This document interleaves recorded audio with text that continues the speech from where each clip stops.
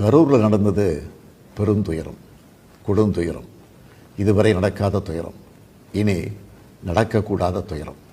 மருத்துவமனைக்கு நான் நேரில் போய் பார்த்த காட்சிகள் இன்னும் என் கண்ணை விட்டு அகலலை. கனத்த மனநிலையிலையும் துயரத்திலையும் தான் இன்னும் இருக்கேன். செய்தி கிடைச்சதும் மாவட்ட நிர்வாகத்தை முடுக்கிவிட்டு எல்லா உத்தரவுகளையும் பிறப்பித்த பின்னாலும் என்னால் வீட்டில் இருக்க முடியல. உடனே அன்றைக்கி நைட்டே கரூருக்கு போனேன். குழந்தைகள், பெண்கள்னு 41 உயிர்களை நாம் இழந்திருக்கிறோம். இறந்து போனவங்க குடும்பத்துக்கு தலா 10 லட்சம் ரூபாய் அறிவித்து அதை உடனடியாக வழங்கிட்டு இருக்கோம். ஹாஸ்பிட்டலில் சிகிச்சை பெற்று வர்றவங்களுக்கு அரசு சார்பில் முழு சிகிச்சையை வழங்கி வரோம். நடந்த சம்பவங்களுக்கான முழுமையான உண்மையான காரணத்தை ஆராய முன்னாள் நீதியரசர் அருணா ஜெகதீசன் அவர்கள் தலைமையில் ஒரு நபர் விசாரணை ஆணையம் அமைக்கப்பட்டிருக்கு.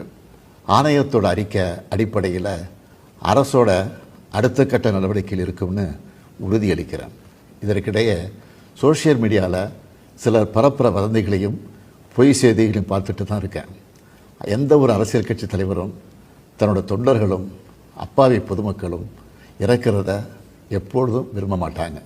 இந்த சம்பவத்தில் உயிரிழந்தவங்க எந்த கட்சி சார்ந்தவங்களாக இருந்தாலும் என்னை பொறுத்த வரைக்கும் அவங்க நம்மளோட தமிழ் உறவுகள். எனவே சோகமும் துயரமும் சூழ்ந்திருக்கக்கூடிய இந்த நிலையில் பொறுப்பற்ற முறையில் விஷமத்தனமான செய்திகளை தவிர்க்கணும்னு கேட்டுக்கிறேன். அரசியல் கட்சிகள், பொது அமைப்புகள் இது போன்ற நிகழ்ச்சிகள் நடத்தும்போது இனி வரும் காலங்களில் எத்தகைய பொறுப்போடு நடந்துக்கணும்னு என்ற விதிமுறைகளை வகுக்க வேண்டியது நம்ம எல்லோருடைய கடமை.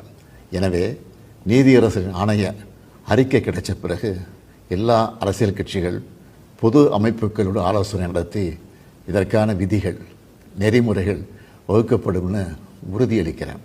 அத்தகைய நெறிமுறைகளுக்கு எல்லாரும் ஒத்துழைப்பு தருவாங்கன்னு நம்புகிறேன். மனித உயிர்களே எல்லாத்துக்கும் மேலானது. மானுடப்பற்றே அனைவருக்கும் வேண்டியது. அரசியல் நிலைப்பாடுகள், கொள்கை முரண்பாடுகள், தனி மனித பகைகள்னு எல்லாத்தையும் விளக்கி வச்சுட்டு எல்லாரும் மக்களுடைய நலனுக்காக சிந்திக்கணும்னு கேட்டுக்கிறேன். தமிழ்நாடு எப்போவுமே நாட்டுக்கு பல வகைகளில் முன்னோடியாகத்தான் இருந்திருக்கு. இதுபோன்ற நிகழ்வுகள் இனி எந்த காலத்திலையும் நடக்காமல் தடுக்க வேண்டியது நம்ம எல்லோருடைய கடமை. நன்றி, வணக்கம்.